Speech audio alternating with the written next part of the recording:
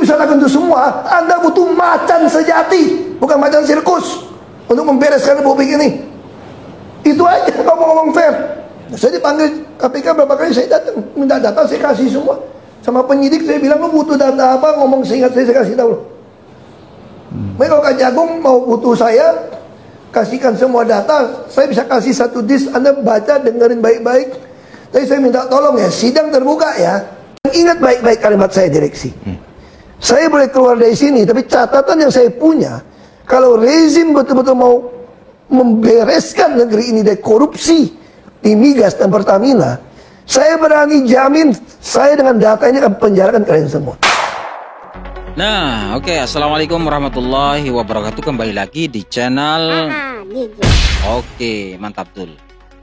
Nah, pada kesempatan kali ini ya, mungkin ini agak sedikit melenceng dari pembahasan biasanya ya, tetapi tidak jauh-jauh amat lah. Karena apa? Pembahasan ini isu dan studi kasusnya ini pernah dibahas oleh Mas Rifki Zulkarnain, bahwa salah satu keturunan imigran Yaman pun juga terlibat kasus kilang minyak yang merugikan negara hingga 197 triliun ya. Nah, sekarang baru-baru ini ramai tentang pejabat-pejabat yang korupsi di Pertamina. Bahkan ada isu sekarang ini yang lagi santer tentang oplosan Pertamax. Kemarin kita jalan dan itu saya dengarkan langsung dari omong ke omong tentang Pertamax ya, tentang Pertamax yang dioplos. Sehingga ini menjadi keresahan tersendiri di tengah-tengah masyarakat terkait isu-isu ini ya. Oplosan Pertamax ini ya. Artinya Pertamax dioplos. Pertamax dioplos dengan Pertalite. Nah, ini saya akan bacakan dari CNN ya. Ini diupload pada tanggal 1 tadi siang. Jakarta, CNN Indonesia. PT Pertamina Persero menegaskan BBM jenis Pertamax bukan bensin oplosan, melainkan hasil blending yang diklaim merupakan praktik umum dalam industri bahan bakar. BUMN yang lagi kena isu panas ini menjelaskan perbedaan kedua istilah tersebut. Vice President Corporate ya Communication Pertamina Fajar Joko Santoso mengatakan Pertamax tetap memenuhi standar RON 92 serta semua parameter kualitas bahan bakar yang telah ditetapkan Ditjen Migas Kementerian SDM. Pernyataan ini disampaikan untuk merespon isu yang ramai diperbincangkan di media sosial terkait dugaan pencampuran ilegal BBM. Terkait isu yang beredar bahwa BBM Pertamax merupakan oplosan, itu tidaklah benar, kata Fajar dalam keterangan resmi Rabu. Nah, ini kalau oplosan dalam arti ya dicampur ya, bahwa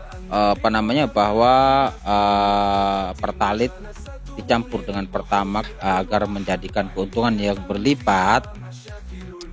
Ini asumsi masyarakat ini ya, menurut di sini itu tidak benar. Bagaimana yang dimaksud di sini?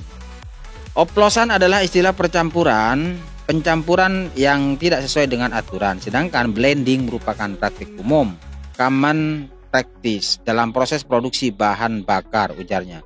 Blending dimaksud adalah proses pencampuran bahan bakar atau dengan unsur kimia lain untuk mencapai kadar oktan atau RON tertentu dan parameter kualitas lainnya, imbuknya.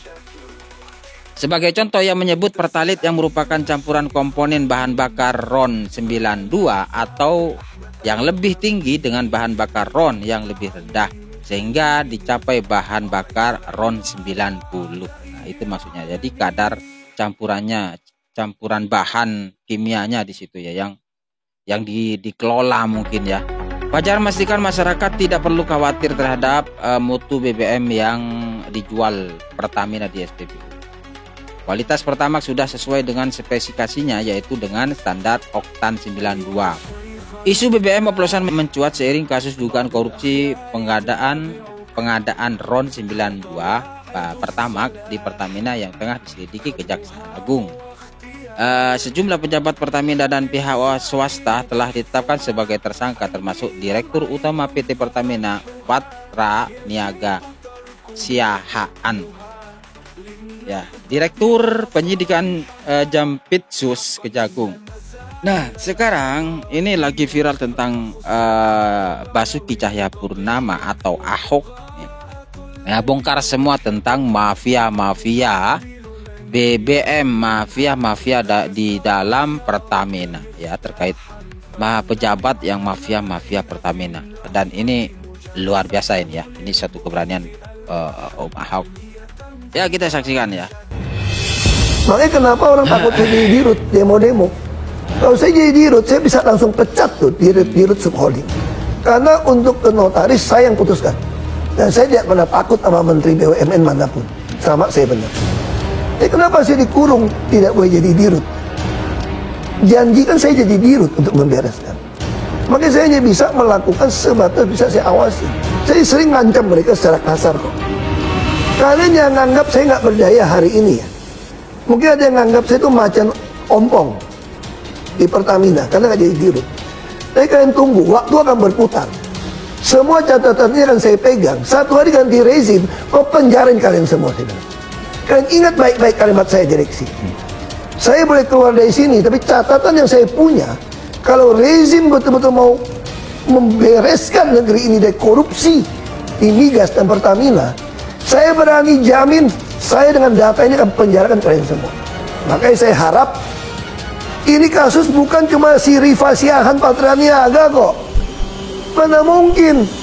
Saya kira oknum BPK bisa terlibat. Anda yang audit kok. Ini bukan beyond. Ini ada tangan yang berkuasa ikut main kalau menurut saya gitu loh. Di Republik ini. Ini bisa jadi lebar kemana-mana kasusnya kok dibongkar. Saya senang banget ini. Ya. Saya kasih contoh begini. Ya. Saya agak emosi nih soal ini. Saya di sini bukan mau mendefend Pertamina atau siapapun. Saya ingin masyarakat tuh mengerti bahwa akar masalah Republik Indonesia adalah korupsi dan kemunafikan. Jadi orang semua saling sandra menyandra, ada dikasih jabatan wewenang. Makanya saya kenapa begitu ngotot ke LKPP. Saya dengar isunya, kita butuh 800.000 lah, kira-kira BBM dan minyak mentah impor. Isunya itu bisa bagi-bagi sampai $2-4 per barrel. Nah kalau yang paling berkuasa dapat $2 per barrel, itu 1,6 juta. Makanya saya bilang, pemerintah saat ini kalau tidak mau memperlakukan e-katalog di LKPP pengadaan bahan migas, saya berani jamin cuma mau ganti pemain. Ada yang mau makan itu uang. Oke. Saya mau tegaskan seperti itu aja. Saya mesti ngomong jujur ya. Banyak sekali pembangunan kilang itu salah. Termasuk kilang Balikpapan, kalau diperiksa banyak masuk penjara. Bagi saya sederhana, kalau pemerintah sekarang mau membereskan soal Pertamina, membereskan soal pengadaan, taruh di katalog RKPP. Oke. Kalau Anda tidak kasih, semua orang akan curiga Anda sedang mau ganti pemain. Kalau ini berlalu seperti ini hanya ganti pemain.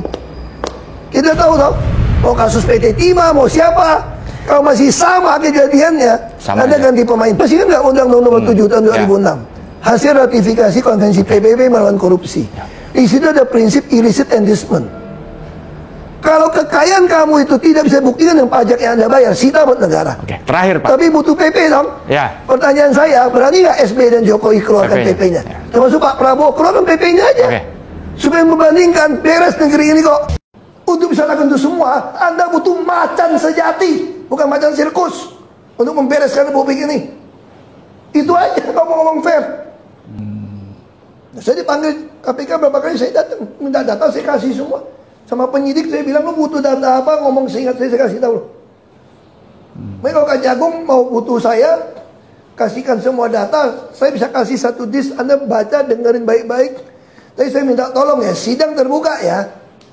Saya tidak mau orang-orang idealis di Kejaksaan Agung ditelikung juga oknum tertentu, akhirnya diam kasusnya. Kalau mau buka, buka habis. Kita bersihkan Republik ini dari maling-maling. Ya dong, dari kickback, kenapa takut? Kita mau hemat nih. Ini saham semua jatuh nih, dolar naik ini. Lu mesti kasih kepercayaan dong pada bangsa lain bahwa kita serius berantas korupsi.